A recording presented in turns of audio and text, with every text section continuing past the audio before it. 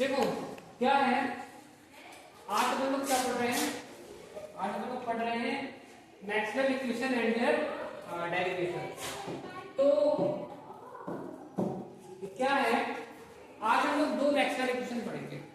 पहला वाला तो गॉस लॉ है, Gauss law in electric field, और दूसरा है Gauss law in magnetic field. ठीक है, तो मैक्सवेल इक्वेशन जो है पहले ये समझ लेते हैं कि है क्या। तो मैक्सवेल इक्वेशन कुछ भी नहीं है, that are simply the relation between electric field and magnetic field. Electric field और मैग्नेटिक फील्ड के बीच जो रिलेशन है उसी को हम कहते हैं मैक्सवेल रिलेशन। ठीक है, तो सबसे पहले डेरिवेशन पर जाते हैं, होती है गॉस लॉ। ठीक है, तो हम सभी लोग जानते हैं, आप 12th क्लास में पढ़े हो कि गॉस लॉ क्या कहता है कि कोई भी चार्ज अगर क्लोज सरफेस एस के अंदर है तो उससे निकलने वाला जितना भी फ्लक्स होगा, इलेक्ट्रिक फ्लक्स होगा, वो कितना होगा, वो होगा Q/ε0। ये वेल नोन फॉर्मूला है। इसी को हम लोग डिफरेंशियल फॉर्म में ऐसे लिख सकते हैं, और क्योंकि डिस्प्लेसमेंट वेक्टर जो होता है वो होता है एप्सिलॉन टाइम्स इलेक्ट्रिक फील्ड, तो अगर हम इसका मल्टीप्लिकेशन यहां पर अगर करते हैं, इसका इस पे कर देंगे तो यहां पर डी वेक्टर आ जाएगा।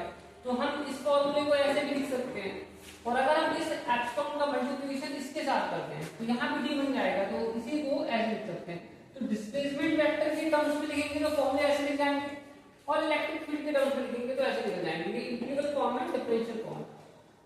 अब एग्जाम में क्या करना है, अगर आपसे आ गया कि एग्जाम में आपको पूछता है कि मैक्सवेल का फर्स्ट इक्वेशन डिराइव करिए, तो आपको क्या करना है, गॉस लॉ जो है उसी को यही वाला करना है। ठीक है, तो इसमें हम क्या करेंगे कि इस इक्वेशन से स्टार्ट करेंगे और इस इक्वेशन पर एंड कर देंगे, तो वो हमारा डेरिवेशन कंप्लीट हो जाएगा। ठीक है, वही आपको करना है।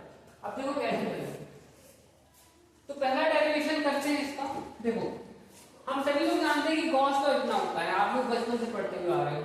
अब जो चार्ज होता है हम उसको कैसे लिखते हैं, ऐसे लिखते हैं, जहां की रो जो है वो है वॉल्यूम चार्ज डेंसिटी, और गॉस डाइवर्जेंस थ्योरम के अकॉर्डिंग हम सरफेस इंटीग्रेशन को वॉल्यूम इंटीग्रेशन से मैं कन्वर्ट कर सकते हैं। बस आपको यहाँ जो वेक्टर है उसका डाइवर्जेंस करना पड़ेगा। क्या करना पड़ेगा, डाइवर्जेंस करना पड़ेगा। ठीक है, अब आप यहाँ पर क्या करोगे, सिंपली आपको यहाँ क्या करना है कि इसकी जगह पर आप ये वैल्यू यहाँ रख देंगे, और Q की जगह पर आप ये वाली वैल्यू पुट कर देंगे। हमने पुट कर दी, आप देख सकते हो।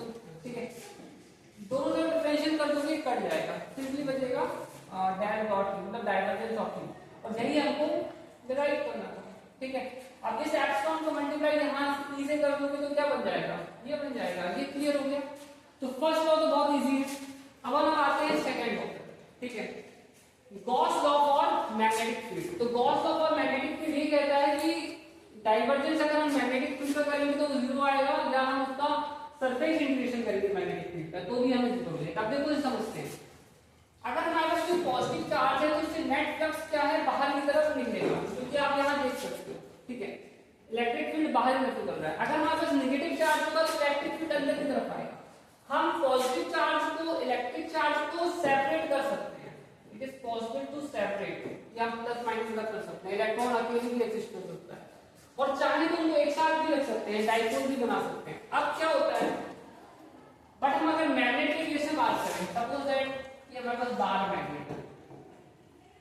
अगर आप एक बार मैग्नेट को बीच से तोड़ दो तो क्या होगा, टूटने के बाद तुरंत उसमें नॉर्थ पोल साउथ पोल अपने आप आ जाएगा। अगर फिर उस छोटी सी मैग्नेट को तोड़ दोगे, फिर से उसमें जो छोटी मैग्नेट बनेगी, तो कितना भी छोटा करते जाओ, जो एटॉमिक स्केल तक भी चले जाओगे तो भी वो यही होने वाला है। ठीक है, समझ में आया। तो अब क्या होता है कि जैसे हम अगर कोई क्लोज सरफेस की बात करें और यहाँ पर चार्ज क्या है, Q है, तो फ्लक्स तो इलेक्ट्रिक फील्ड के इसमें बाहर निकल रहा है, नेट फ्लक्स क्या है, बाहर निकल रहा है। ठीक है, इसलिए इसमें फ्लक्स 0 नहीं होगा। बट मैग्नेटिक फील्ड के साथ क्या होता है, मैग्नेटिक के साथ क्या होता है कि अगर ये हमारा सरफेस है, क्लोज सरफेस है, तो जितना मैग्नेटिक फील्ड नॉर्थ पोल से निकलता है वो वापस कहाँ जाता है, साउथ पोल। तो जितना फ्लक्स निकलता है उतना वापस आता है, तो नेट फ्लक्स क्या है, 0 हो गया। और इसी को जो है फ्लक्स को फॉर्मूला है ऐसे लिखते हैं, v डॉट डी सिंपल जानते हैं। तो ये क्या हो गया, प्रूफ हो गया, समझ में आ गया। तो ये इसका जो फिजिकल मीनिंग है, ये जो है ना डेल डॉट बी, इसका फिजिकल मीनिंग ये होता है कि आप नॉर्थ पोल और साउथ पोल को सेपरेट नहीं कर सकते। ये मैथमेटिकल फॉर्मूला है, मैथमेटिकल लैंग्वेज में कहेंगे कि north and south pole can not be separated, north and south can never be separated, can never be separated. इन्हें आप कभी भी सेपरेट कर ही नहीं सकते हो, इसका मैथमेटिकल रूल है, ठीक है। अब ऐसा होता है क्यों है, देखो मैं बताता हूँ। अगर कोई मैग्नेट है, तो मैग्नेट है कि उसके अंदर बहुत सारे क्या होते हैं, इलेक्ट्रॉन्स एटम के चारों तरफ घूमते होते हैं, घूमते रहते हैं। तो ये हो गया, दूसरा ये हो गया, ऐसे बहुत सारे एलिमेंट्री मैग्नेट्स होते हैं, समझ में आ रहा है। तो इसको मैं ऐसे बना देता हूँ लाइक दिस। तो मैग्नेट में क्या होता है कि सब एक ही डायरेक्शन में। तो एक एग्जांपल बता रहा हूँ, तो ये हो गया ऐसे ऐसे ऐसे ऐसे। सपोज दैट कि हम इस मैग्नेट को बी से तोड़ दिए, तो अब जो नई मैग्नेट बनी उसमें क्या हो गया, उसमें कुछ इस तरफ आ गए और आधे कहाँ चले गए, इस तरफ चले गए इसमें। तो अभी भी एक तरफ साउथ नॉर्थ, एक तरफ साउथ, इधर नॉर्थ, एक तरफ साउथ, अभी भी चल रहा है।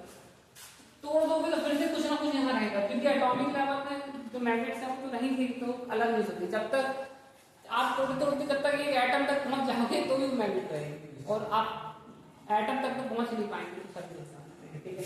तो अब समझ में आ गया। तो आज अपन ने 2 फॉर्मूले पढ़े, ठीक है।